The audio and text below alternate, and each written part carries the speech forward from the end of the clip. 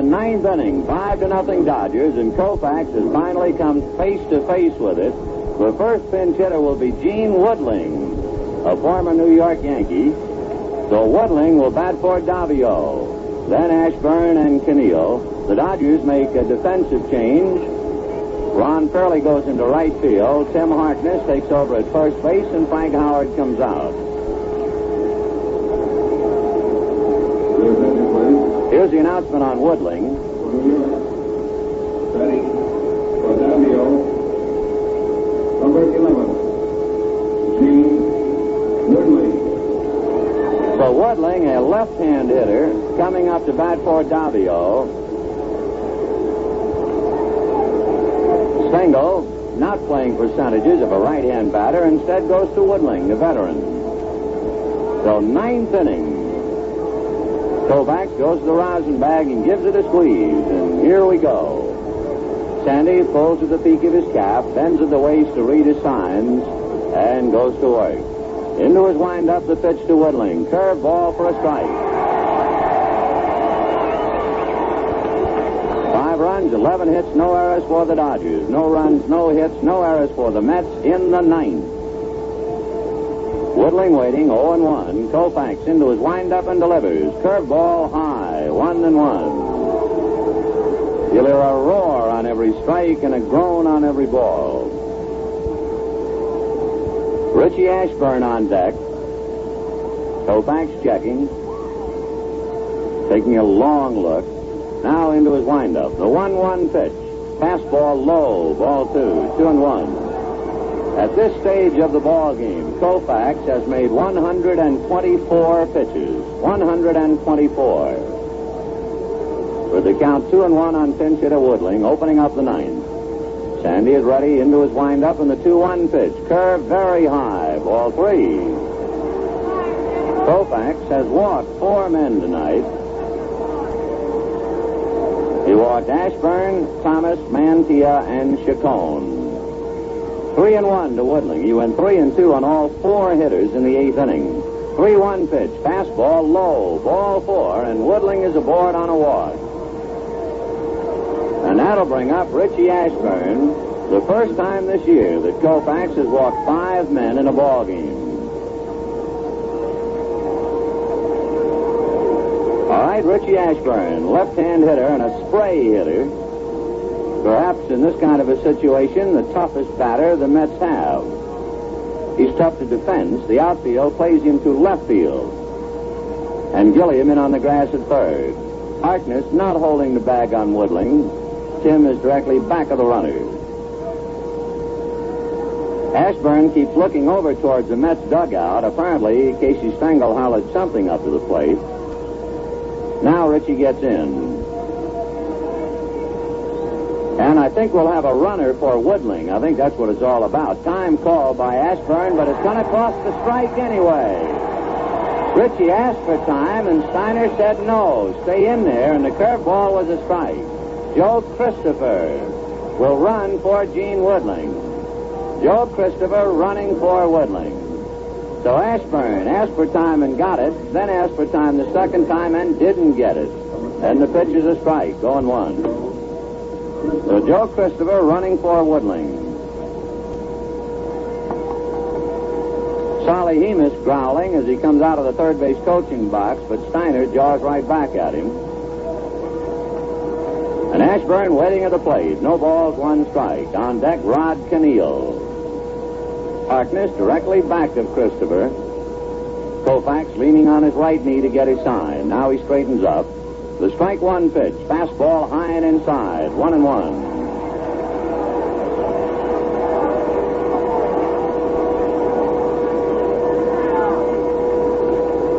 Ashburn batting .329. Richie this evening has struck out and walked and flied to left. Koufax set. The 1-1 pitch. Fastball. Line down the left field line. Foul.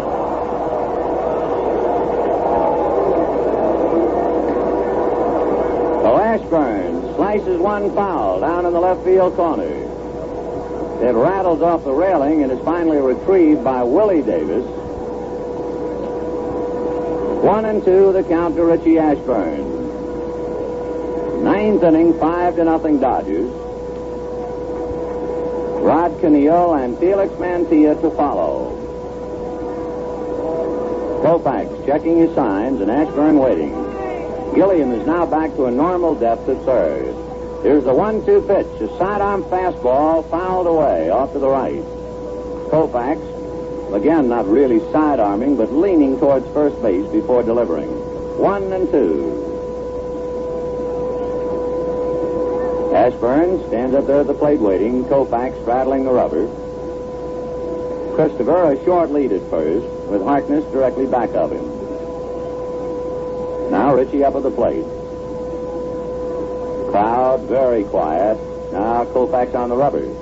The 1-2 pitch to Ashburn. Fastball, a ground ball to Wills. He goes to Burright. They get one. To Harkness, not in time.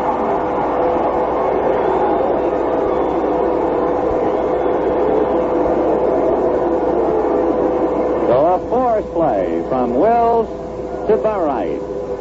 Joe Christopher, who was put in to run for Woodling, broke up the double play. Oh, we have one out, Ashburn at first, and Rod Keneal, right-hand hitting third baseman. Keneal struck out twice and grounded to short, batting .322. Maybe Casey Stengel was showing mercy on all of us watching this ball game by not using Hodges and Neal as pinch hitters. That might have been a little too much to see. Koufax on the rubber, checks Ashburn and works the plate. Fastball swung on late. Keneal might have been trying to go to right field. 0-1. On deck, Felix Mantilla. Casey Stengel pacing, but he's limiting his paces to the near corner of the Mets dugout. 0-1 to Keneal. Koufax set, checks Ashburn. The pitch to Keneal, a bunt, foul back. 0-2. So that's the second attempted bunt by the Mets. Hickman tried to bunt but held up on a low pitch in the eighth. Keneal makes contact on a bunt but fouls it back. 0-2. Keneal waiting at the plate.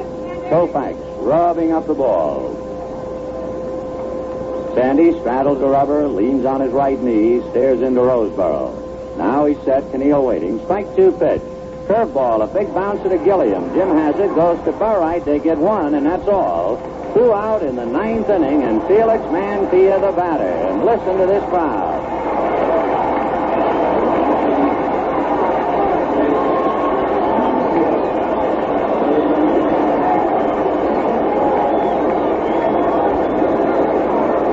So the entire ball game, Koufax perhaps his biggest night, maybe even more important to him than his 18 strikeouts against the Giants. Till it's all on the line as Felix Mantilla is the batter. On deck, Frank Thomas. Rod Keneal at first, 2 out in the 9th, 5-0 Dodgers. And Koufax trying to do it. Sandy is set and delivers. Curveball high, ball 1. I would imagine plate umpire Mel Steiner feels the tension and the responsibility. Koufax checking. Mantilla waiting. Sandy on the rubber and straightens up. The 1-0 pitch. Fastball low. Ball 2. The big gun for the New York Mets is on deck. Frank Thomas.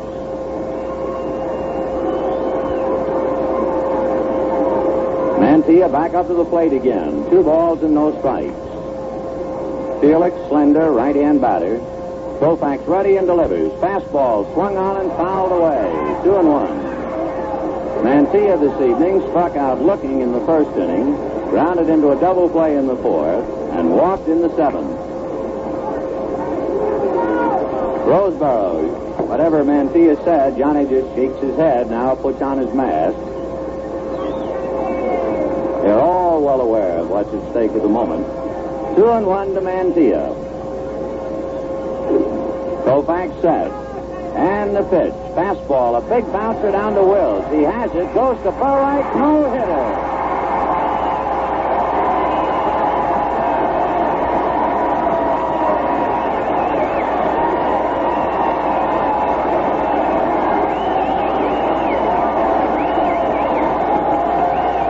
All of the Dodgers are out to mob Koufax, halfway between third and home. fairly with his arms around Sandy, pushing him towards the dugout. Other Dodgers leaping over the knot of players to just touch him. Pete Reeser shaking his hand. Wayne Anderson is out there to put that valuable left arm in a windbreaker, and a shower of blue pillows down on the field. Sandy Koufax pitches a no-hitter for the Dodgers. The first Dodger no-hitter since Sal Magley turned it in 1956. And the first Dodger left-hander to pitch a no-hitter since way back in 1908. And he is now walking towards home plate, and the crowd giving him a standing ovation. Koufax with his windbreaker on, a sheepish grin on his face. And first of all, he will go on television back to New York. As we mentioned, the ball game being telecast to New York. And perhaps Sandy's mother and dad back there stayed with the ball game to watch their son pitch his first no-hitter of a great career. The totals for the Dodgers, 5 runs, 11 hits, and no errors. For the Mets, no runs, no hits, and no errors. The paid attendance, 29,797 on the 30th of June, 1962. It is certainly a night that will be memorable to Koufax, certainly a night that all of us will remember. There were only 2 balls that were hit sharply enough. One would have been a base hit. That was the drive that Thomas hit in the second inning, deep to the hole at short. Wills backhanded the ball and threw him out on a bang-bang play at first. And later in the ball game, in the 6th inning, with the count no balls and 2 strikes on Richie Ashburn, Ashburn slashed a line drive to left, but Tommy Davis was positioned correctly and caught it for the out. Outside of that, there were no near base hits for the Mets. The only difference for Koufax tonight, he was wild. He went 3-2 on at least 9 batters, and he did walk 5 for the first time this year. So Sandy Koufax joins a list of famous names, Dodgers who have pitched no-hitters. They go like this. Way back, let's start at the turn of the century. Mal Eason and Harry McIntyre in 1906. Knapp Rucker in 1908. Dazzy Vance, 1925. Tex Carlton, 1940. Ed Head, 1946. Rex Barney, 1948. Carl Erskine, 1952. Carl Erskine, 1956. And Sal Magley, 1956. And to that great list, add the name Sandy Koufax, who gets another ovation as he goes jumping down into the Dodger dugout.